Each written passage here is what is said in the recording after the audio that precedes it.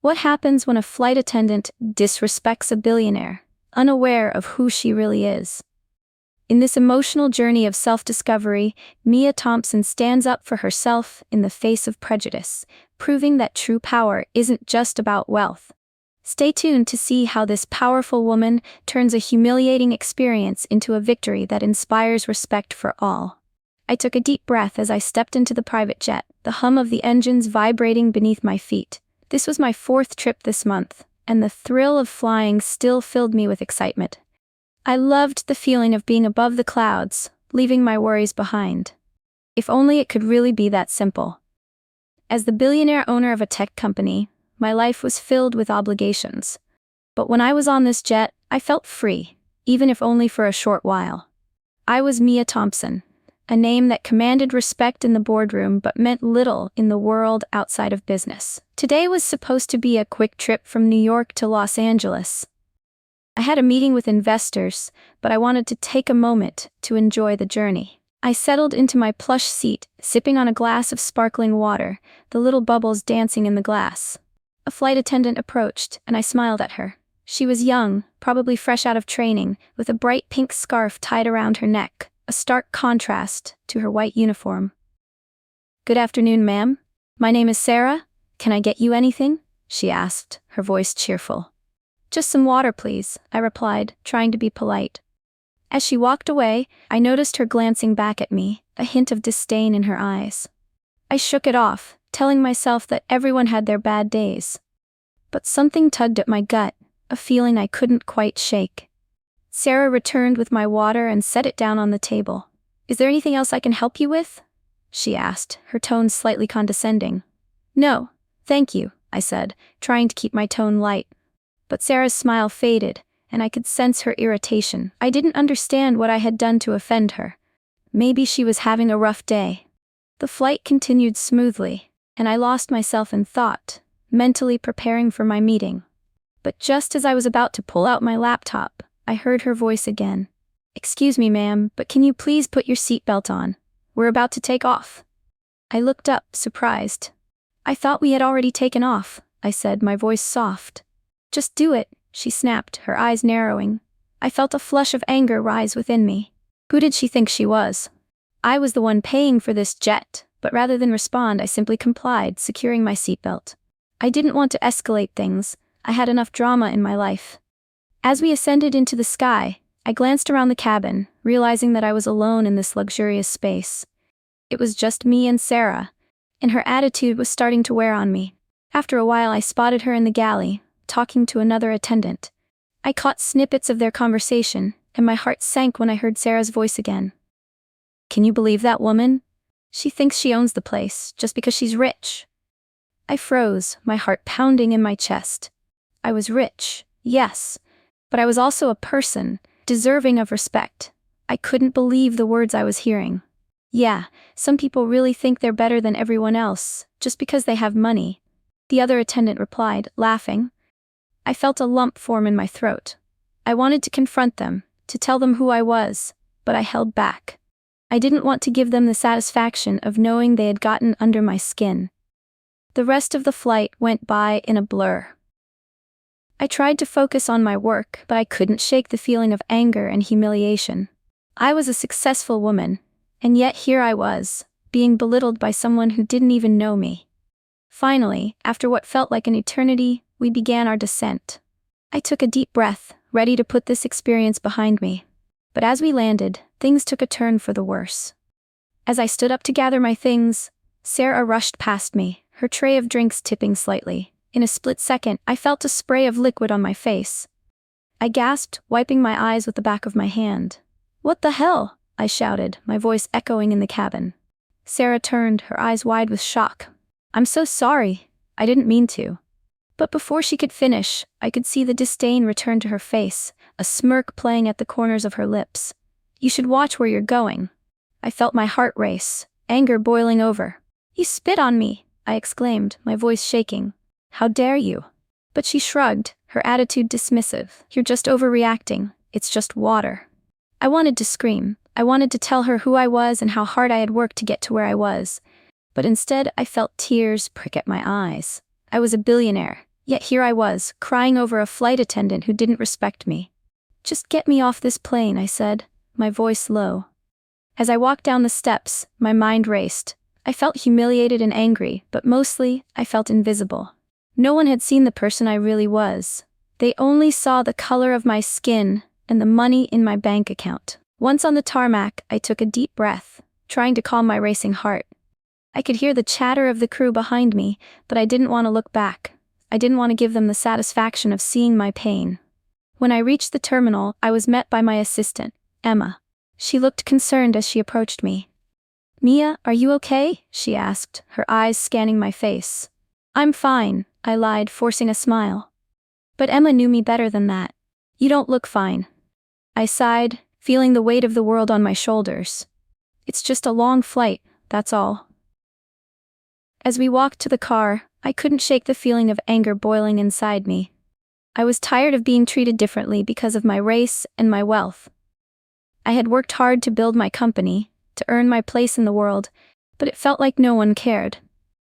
In the weeks that followed, I couldn't get Sarah out of my mind. I replayed the incident over and over, wishing I had stood up for myself.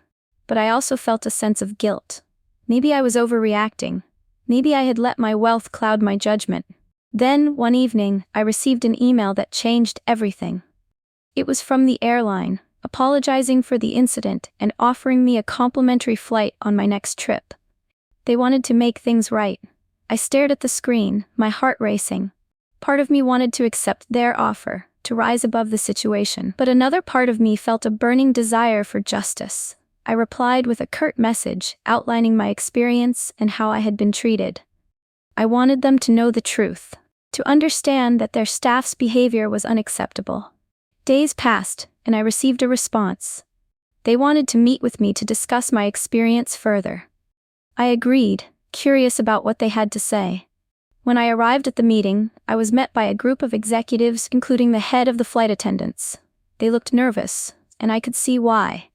I was ready to lay it all out on the table. "Thank you for coming in, Miss Thompson," the head of attendants said, her voice shaky. "We take incidents like this very seriously." I nodded, feeling a sense of empowerment. "I hope so. I've spent years building my career, and I expect to be treated with respect, no matter who I am or what I look like." They listened intently as I recounted my experience with Sarah. I could see the color drain from their faces as I spoke, and I knew my words were hitting home. After our meeting, the air in the room felt different. The executives sat there, their faces a mixture of regret and realization, as I spoke. I could see that the weight of my words had hit them hard. As they assured me that they would take swift action to address the issue with the staff involved, a sense of relief began to seep into my bones. The tension in my shoulders that I hadn't realized was there, slowly eased, and for the first time in a long while, I felt a glimmer of peace. It wasn't just the promise of action from the airline that had calmed me. It was the simple truth that I hadn't just stood up for myself in that moment. No, this went deeper. I had stood up for every person who had ever been belittled because of their race, their gender, their wealth, or any other reason that society had deemed them lesser. My voice had been a beacon for all of them, and that realization made my heart swell with pride. I had used my position, my experience, my strength, not for my own vindication, but to make a difference in how others would be treated in the future.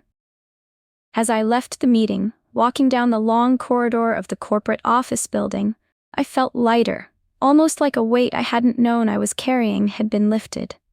The anger that had simmered within me for weeks, months, had now been transformed into something more powerful: resolve.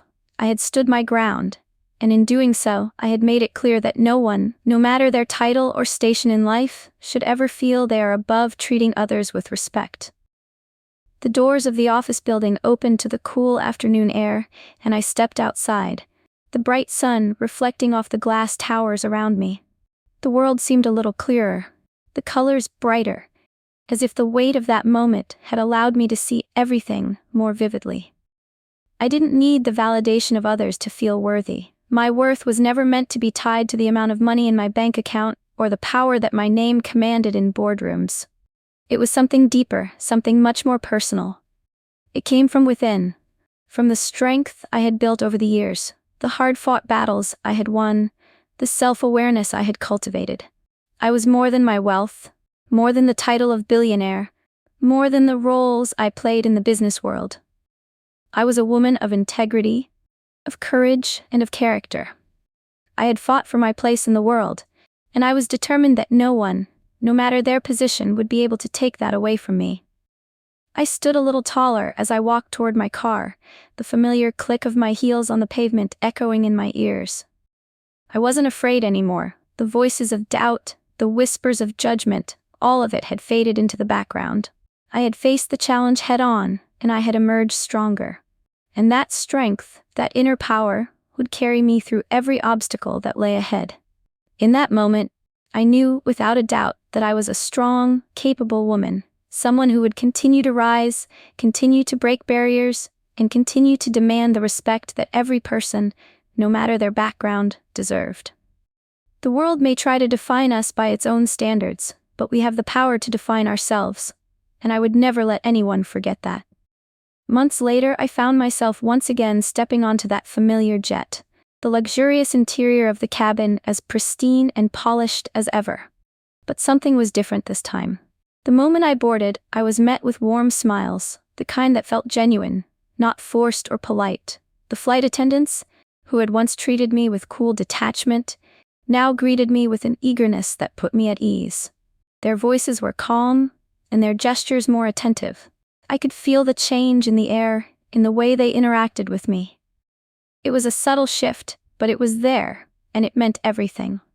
I took my seat and settled in, noticing how different the atmosphere felt. Gone was the icy air that had hovered over my last flight. This time, the staff moved around me with grace and professionalism. No signs of disdain or disrespect. I realized that the change was not just in their behavior, but in my own heart. The lingering anger from my previous experience had dissipated, replaced by a quiet sense of pride. They weren't just treating me better because they had to. It felt like they genuinely respected me now. And it felt like I had earned that respect. As the jet ascended into the sky, lifting effortlessly above the city below, I glanced out the window. The world beneath me shrank into a patchwork of colors, and my mind wandered back to the painful moments of my previous flight. How small it seemed now, how insignificant. Those moments of humiliation, that feeling of being invisible, they had been a harsh wake-up call. But it was also the catalyst for something stronger inside me. I had confronted something within myself, something I hadn't realized was there until that very moment. I thought about all the adversity I had faced, not just from that one flight, but from the countless obstacles I'd encountered over the years. People doubted me because I was a woman, because of my race, because of my success. But with each challenge I had fought back, even when I felt like no one was watching. Even when I was tired, broken, and ready to give up. And now I knew I had found my voice, and I would never silence it again. This wasn't just about me anymore. It was about all the people who had ever felt invisible, who had ever been overlooked or underestimated because of who they were or where they came from.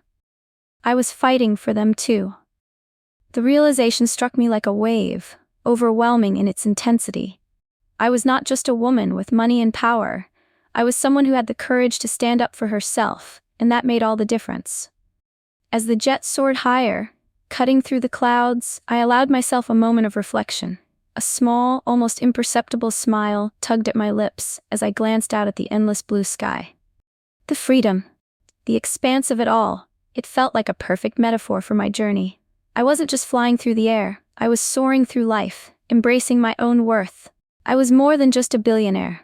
I was a woman who refused to be boxed in by others' expectations, who refused to let anyone define who I was. And in that moment, I realized that this was the most powerful thing of all. The ability to shape my own identity, to carve out my place in the world on my own terms. It was a feeling that made my heart swell with pride, a sense of purpose that would carry me forward no matter where life took me next. The journey wasn't always easy, but it was mine. And I was proud of every single step I had taken.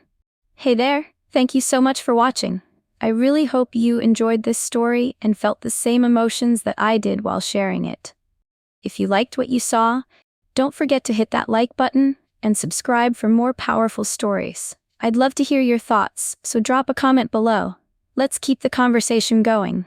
And if you think someone else would enjoy this too, feel free to share it with them. Your support means the world to me and helps me keep bringing you great content. See you in the next one.